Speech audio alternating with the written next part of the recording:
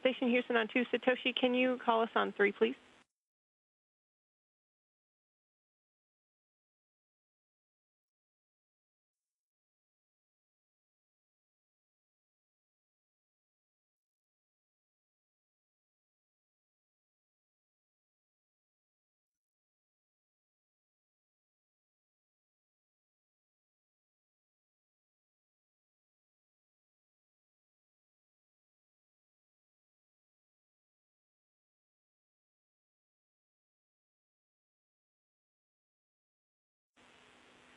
Station, this is Houston. Are you ready for the event? Houston, this is Station. We're ready for the event. Houston ACR, this is Mission Control. Please call Station for a voice check. Station, this is Houston ACR. How do you hear me? Houston ACR, Station has you loud and clear. How me? Got you loud and clear. Please stand by for opening remarks.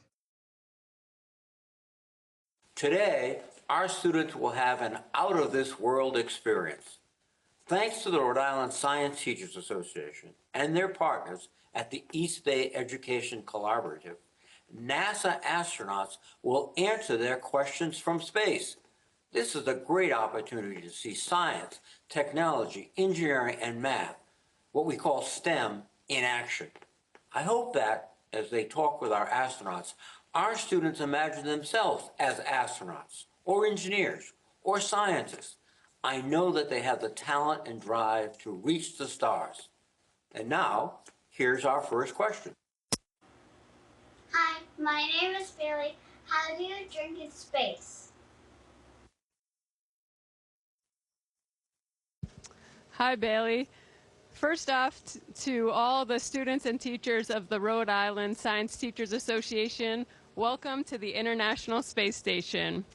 So drinking in space can actually be a little bit tricky, so we usually use these drink bags with straws to keep the water or whatever drink you're having contained.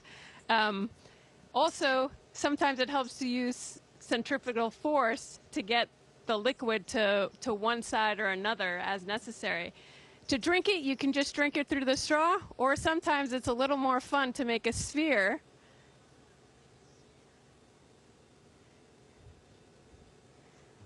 And then you can drink it.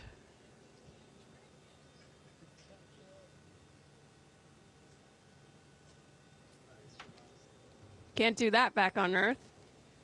Thanks for the question, Bailey. Hi, my name is Hudson. Do you have TVs in space?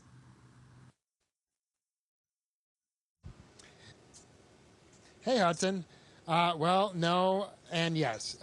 We don't have TV straight up, but we can watch TV on our computers, and we have a projector that we can watch movies on. And so the ground will stream either live TV or TV shows that we request or movies that we request, and we put them on hard drives. And whenever we have some free time, we can watch movies with our friends and our crewmates, or we can just sit in our crew quarters and watch TV on our computer. Hi, my name is Keone. How do you exercise in space?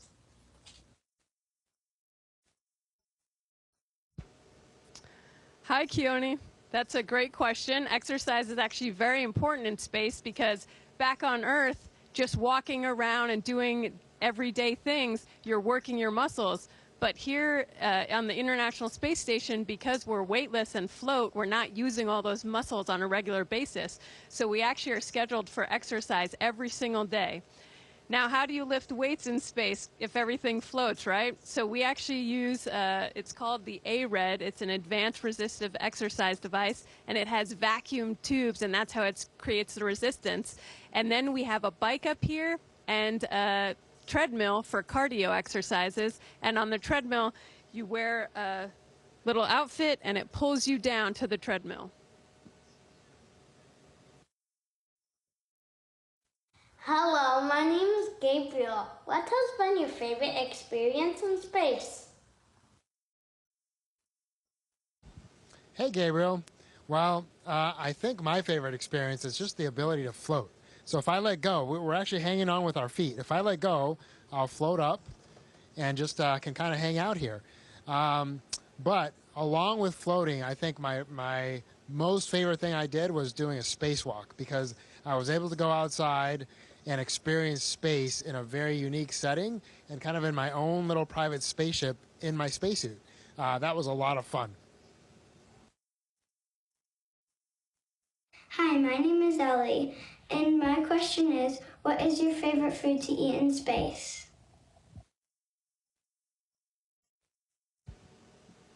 Hi, Ellie. So, eating in space is for the most part similar to eating back home. We generally like to often take the water out of things when we ship them, so we dehydrate them because water weighs a lot and it's hard to get up here. But you can also play with your food here on the space station. Thanks, Frank.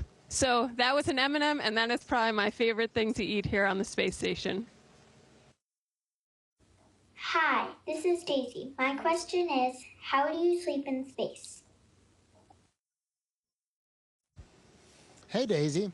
You know, we sleep really comfortable in space because, again, we're floating.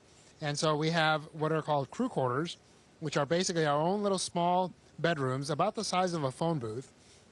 And in there we have sleeping bags. We each have our own sleeping bag that we bungee to the wall so that it doesn't float away. And basically, inside the sleeping bag, you just kind of float like this.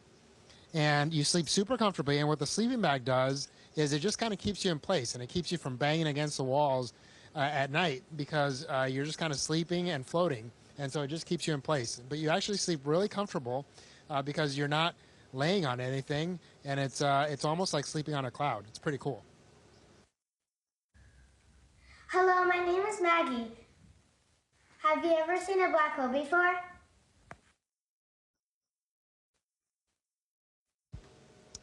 Hi, Maggie. I have not ever seen a black hole. Thankfully, I think if we got close enough to see it, it might be bad news for us. But we do have various sensors out there to detect things like that are mounted on the space station. For example, we have the alpha magnetic spectrometer on the truss of the space station, and that can detect things that we couldn't see with our own eyes, or things that we previously haven't been able to detect before. Hi, my name is Eliza. How do you wash in space? Hey, Eliza, that's a great question, because without gravity, it's really hard to have running water. You would basically have to have a huge vacuum on the ground that would suction the water down for you to have running water. So we don't really have that. Like Jasmine told you, we use these little water bags, and you can wash in one of two ways. You can either put the water directly on you from that bag, or you can use one of these, and this is a washcloth, which we basically have in this little silver bag, and you plug it into our water machine and shoot hot water into this, and then you have a hot towel, and basically you give yourself a towel bath. And we get one of these every couple days, and so you use it for one time, and then you put it back in the bag, and you put hot water back in it, and then you can use it again. So we stay pretty clean despite not having actively running showers. Hello, my name is Anderson Mendoza Alvarado. I am from Central Falls, and my question for you is, what do you do at the space station for fun? Thank you.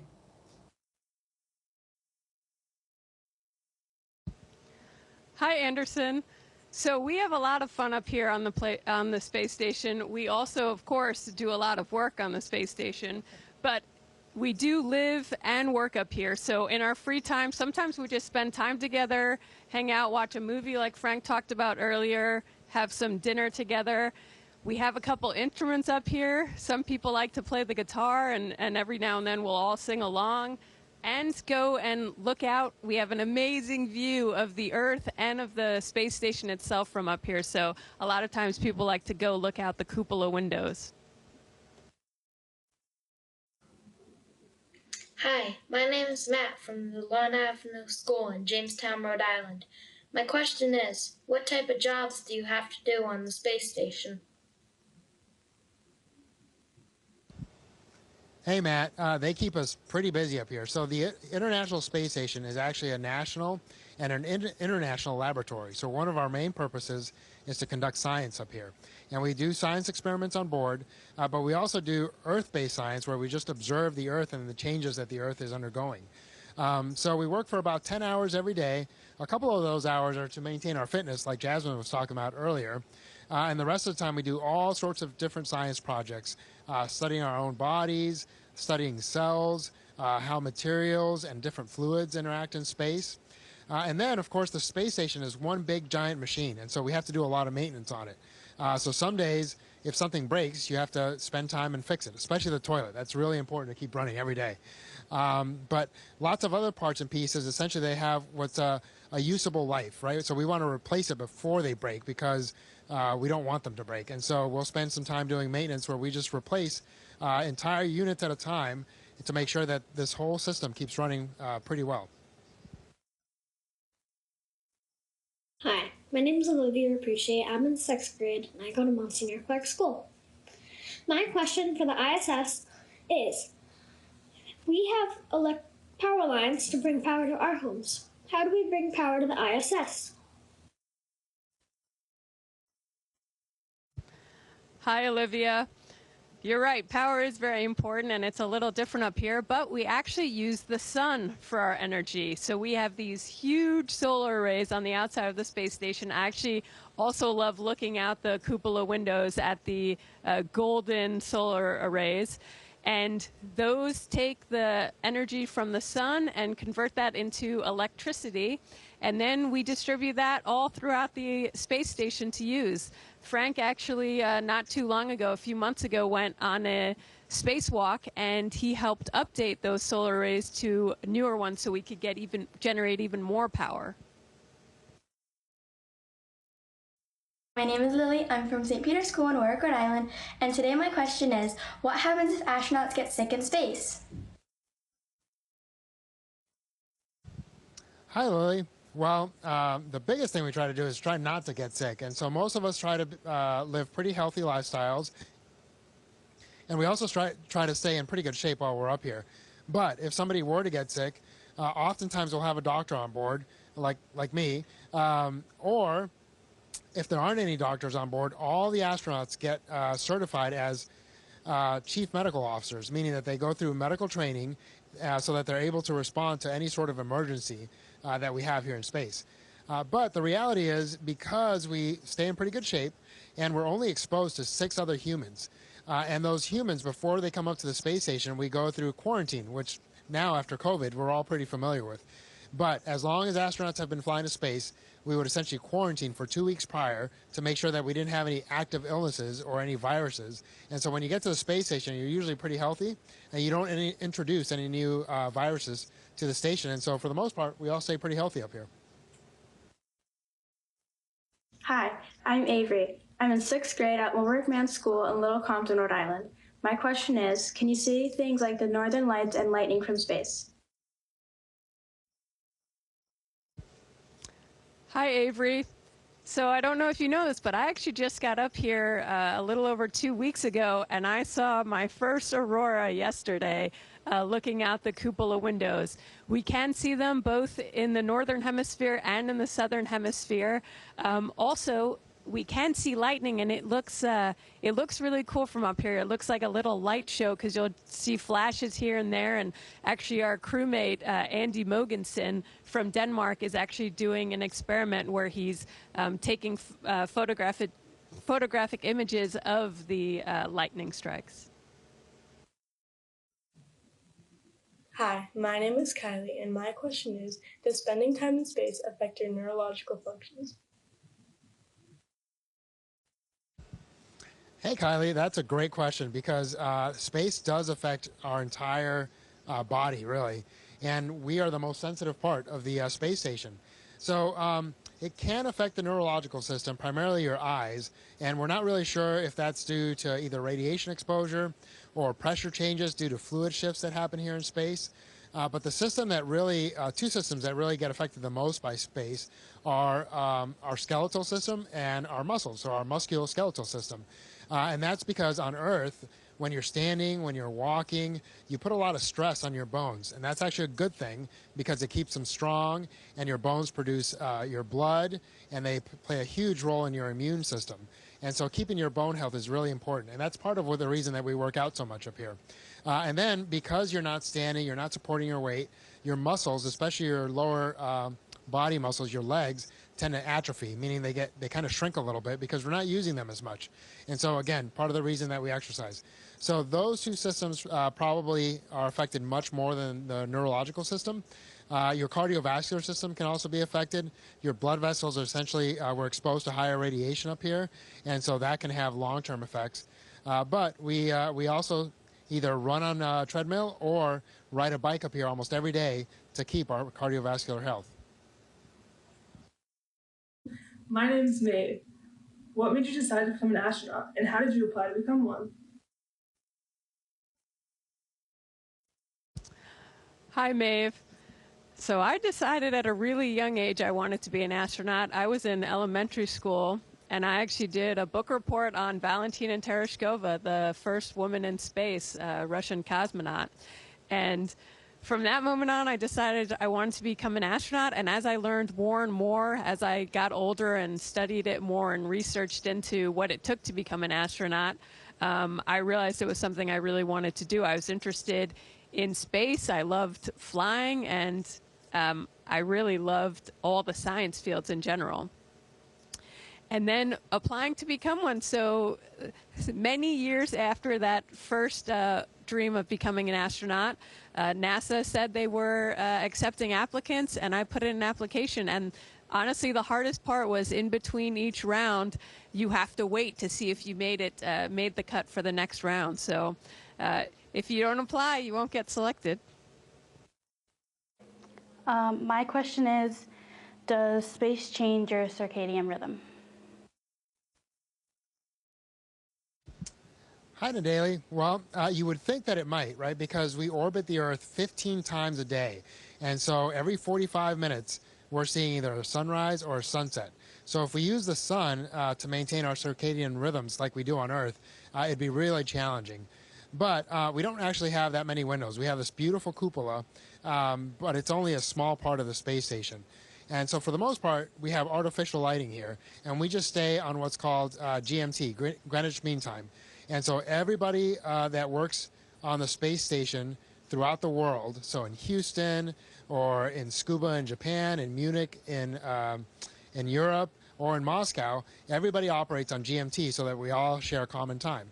And so because of that, we generally wake up at 6 or 7 a.m. GMT, and we go to sleep around 10 or 11 p.m. GMT. And so everybody operating on that time actually maintains a pretty good circadian rhythm. Hi, I'm Kathy Jimenez-Long, and I'm Kathy Justin-Eller from the Rhode Island Science Teachers Association. The Rhode Island Science Teachers Association, Rhode Island students, and our entire state thank the crew for inspiring our next generation of scientists and engineers. Rhode Island students are poised to become some of the greatest problem solvers in the world. They are at the precipice of new frontiers, which we can only now begin to imagine. These include possibilities like living on the moon or perhaps Mars, navigating to the depths of our ocean, or beneath the ice of nearby moons. We hope this experience of talking with astronauts nurtures our students' STEM potential and helps them strive to make our beautiful blue world a better place, both within Rhode Island and beyond. Thank you everyone for your many contributions to this downlink experience and our statewide astronaut Lollapalooza.